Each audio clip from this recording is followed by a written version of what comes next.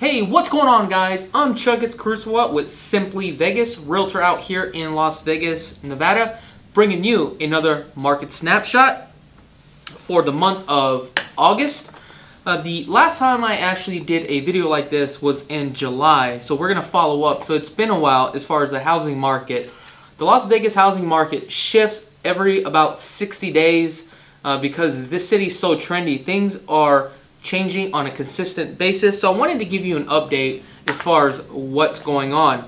One of the things that I've seen on the news is that Seattle used to be the #1 top spot for homes that are actually being sold, but now Las Vegas hit the top. We are #1. That's right, #1. However, this could also be a concern as far as the housing market. Are we hitting the peak? So let's find out and let's dive right into it. Also, one more thing I do want to say. We are about to hit 40,000 subscribers. So I want to say all the people that had supported this channel, I really do appreciate it from the bottom of my heart. Also wanted to give a shout out to Aaron and also Jess from Hilo. They came out here today to visit me and they actually gave me some goodies. And I really do appreciate it. I just wanted to say all the subscribers to this channel is very supportive of this channel and what I do, and I really do appreciate that. And I want each and every one of you guys to actually have a blessed day. But let's get right into it. So for today, for single family residents, we actually have a total of 5,772 properties currently available at this time. And if we actually take a look, since the last time I did this video, we were at about 4,472. But since the beginning of the year, we were hovering anywhere from about 38 to 4,200. But if we take a look, we're actually up 29% as far as inventory at this time for single family residents. But here's the thing. Don't be scared. Just because we increased in 29%, it doesn't mean that the market is going to crash. You also have to understand home sales normally from the beginning of the year until now is when you actually have the hot spot. During the summertime is like the peak months. But now we are kind of slowing down. However, home prices still have increased. So keep that in mind. So for private sales, we have a total of 5,625 properties currently available listed today. And these are just all resale from bank-owned traditional sales, foreclosures. The only thing that we don't have in here, but we do have some new homes too as well. And also I do want to disclose that all this information and this data is direct from the MLS, which is the multiple listing service. Now, short sales, we actually have a total of 81 short sales, which is 1% of the market. Bank-owned properties today, we have a total of 66 properties available, which is 1% of the market. Townhomes. Townhomes, we have a total of 426 homes currently available. 416 homes are private sales, which accounts for 98% of the market. Short sales, there's only 2 short sales in the market at this time for townhomes, which is technically about 0%. Bank-owned properties, we have a total of 8, which holds 2% of the market. Condos. Condos, we have a total of 816 homes currently available. 798 are private sales, which accounts for 98% of the market. 10 properties are short sales, 1% of the market. Bank-owned properties, we have a total of 8, which accounts for 1% of the market. Manufactured homes, we don't really sell that many manufactured homes out here. They tend to go pretty quickly for some reason. We have a total of 46 manufactured homes, 43 of them, which accounts for 93% of private sales. Short sales, we only have 2, which accounts for 4% of the market. Bank-owned, we have 1 bank-owned currently available for sale, which accounts for 2% of the market. Now, moving along to duplexes, triplexes, and also fourplexes. So, we'll go ahead and move on to the duplexes. We have a total of 18, which accounts for 100% of the market. Triplexes, we have a total of 13, which accounts for 100% of the market. And fourplexes, we have a total of 58. 56 of them will account for 97% of private sales. Okay. 2 are short sales, which accounts for 3% of the market.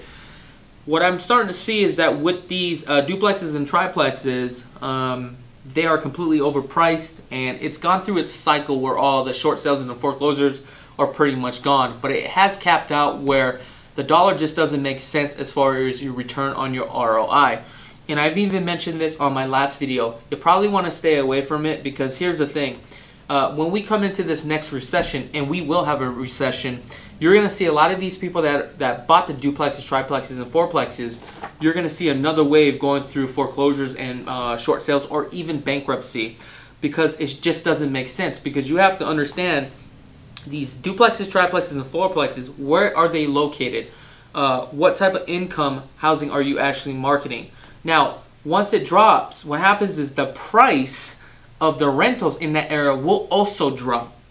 Okay? Now, when that drops, what happens is you're only collecting just a little bit of money for cash flow. But all the people that are buying right now, they're basically buying top of the market. They're barely making this deal happen with the financing. So the margins are so small, so you'll lose that margin, and next thing you know, it just becomes a negative equity.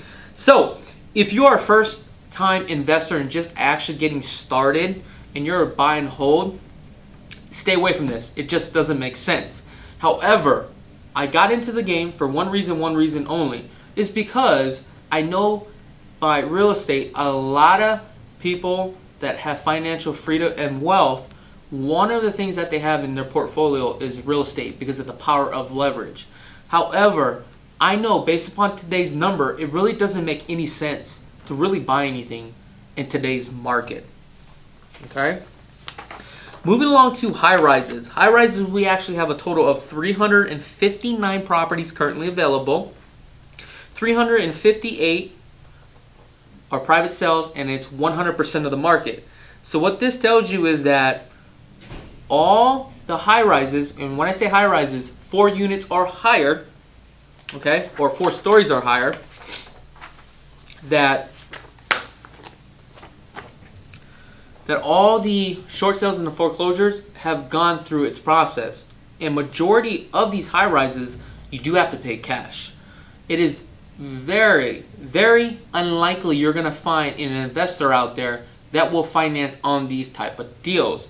That's why these type of properties don't move that quickly, especially the HOAs, and the debt to income ratio doesn't make any sense, because with the substantial large amount of fees that do come with it. Okay, now we're going to get into the single family residence. Within the last 30 days, we sold 2,708 properties. Now, if we take a look for a single family residence, 3 bedrooms, 1,840 square feet, the average list price was $299,900. The average sales price today is actually $300,000. In July, when I did this video, was $295,000. So we actually increased, even though our inventory has also increased. Okay. Now we went from $161 a square foot now to $165 a square foot. With an average days on the market is 13 days. But if we actually take a look at the data since the beginning of the year to see where we stand, and I explained this to you guys in my videos, or the last videos or a couple of videos ago, where this market is going. I'm predicting that we're going to see increase anywhere from 15 to 25%. But I don't even think we're going to hit the 20% this year based upon the way the numbers are looking. However, if we actually look at the data since the beginning of the year, the median price point at that time was $270,000. Now we're at $300,000. That's an 11% increase since the beginning of the year. But I feel that we would definitely probably hit the 15%. But keep in mind, the year before was 19.8. The year before that was 20%. However, just understand that, you know, you can't have a market like this that actually just continues on a yearly basis, 10%, 15%, 20%. We have to stabilize off somewhere. According to data and statistics, they say a normal market is 3% every year. So, I mean, we're jumping from, you know, 20, 19, and 19.8 to like 12, 15%. I mean, those are some concerns. I think the market is moving way too fast, and I think we need to backslide. Also, what this is going to mean to you is that if you are a seller in today's market and you're going to be putting your property on the market, make sure you get with the right agent. In addition to that, you know, you can't overprice your home in today's market. If you overprice your home, I guarantee it's going to sit on the market for more than 13 days. I'm starting to see a lot of price reductions, and I will get into the price reductions here shortly. Matter of fact, I'll just tell you the price reductions now, which is if I can find the price reductions. Okay, so I can't find my price reductions. The price reductions on a weekly basis now is about 13%, believe it or not. 13%. That is really high. That just shows how many sellers are overpricing their property, and they're starting to realize that the market is starting to slow down. Okay? I just had a case where we're under contract for $475. I knew it was going to appraise at $475, but I did want to get under contract. But I was under the impression it was going to appraise about, you know, $465, $455 the least. But it came down to $445. But we were still able to negotiate the deal and get the deal done. But those are the things that you do have to look out for, because the market is starting to slow down. Moving on to townhomes, the last 30 days we sold 289 townhomes. The average list price was actually $217,938. The average sales price right now for a townhome is $216,938. With an average days on the market right now is 9 days. The price per square foot, you're paying about $150. What can you actually get? 1,364 square feet and a minimum of 2 bedrooms. Okay? Now, townhomes, if we actually take a look, townhomes from the beginning of the year, okay, actually start off at $200,000. Now we're at $217,000. That's an 8.5% increase since the beginning of the year. In the beginning of the year, the average days on the market was 10 days. Now it is only 9 days.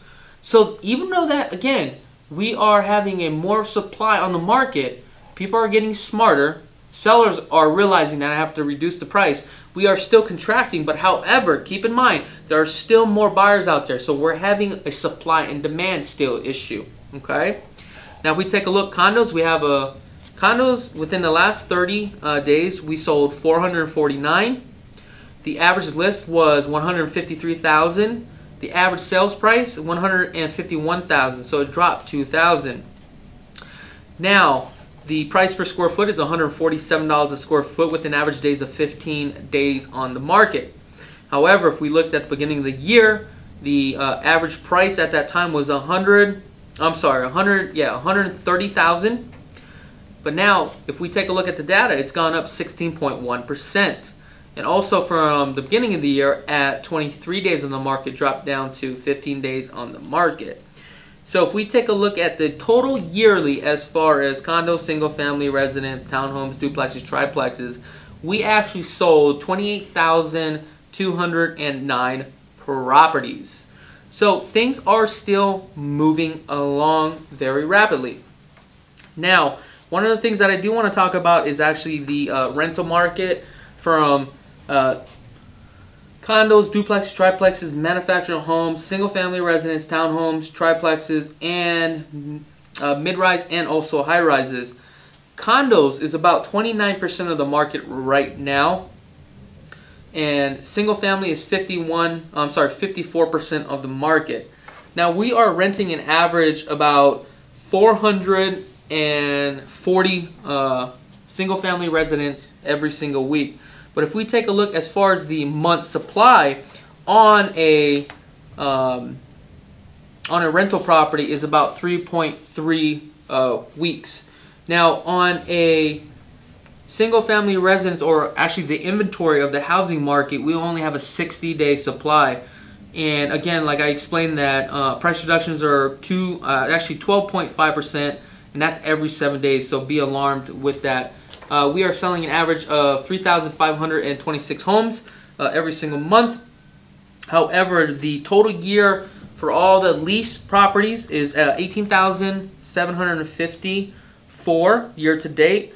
But let's actually take a look at single family residence, okay, for rental properties, because there are a lot of rental properties out there for single family residence, and that's what your newbie investors will normally get into, because they're buying based upon light cash flow and also speculation. But however, if you're buying based upon speculation in today's market, well, welcome to Las Vegas. You are gambling. That's basically what is happening.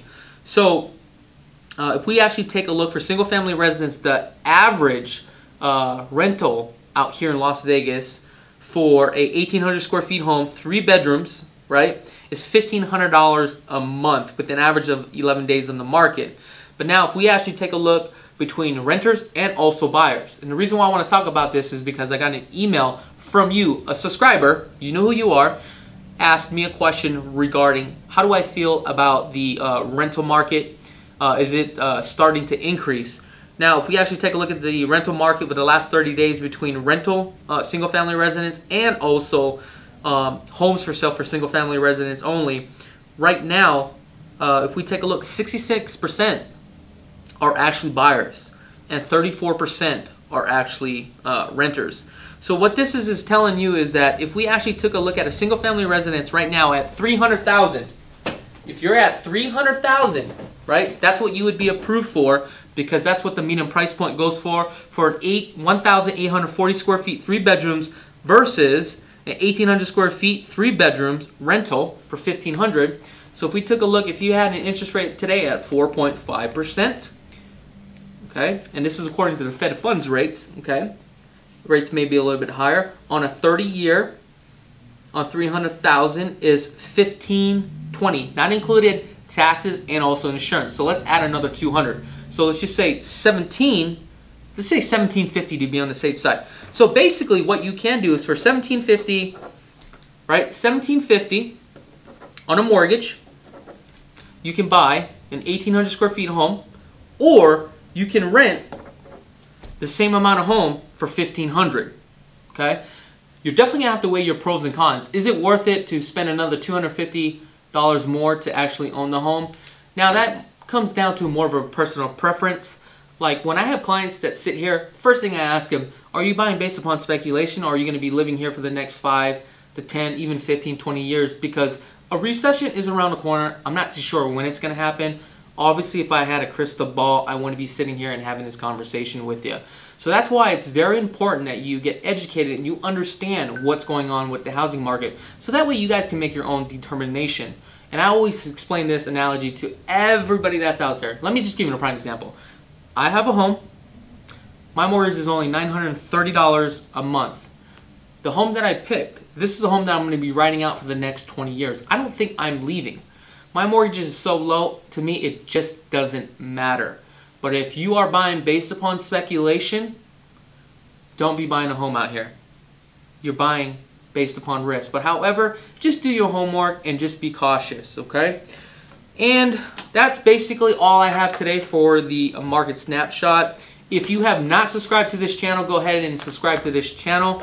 And again, we are about to hit 40,000 subscribers, and that's because each and every one of you for all the support for this channel and what I do. And I really, really do appreciate each and every one of you guys.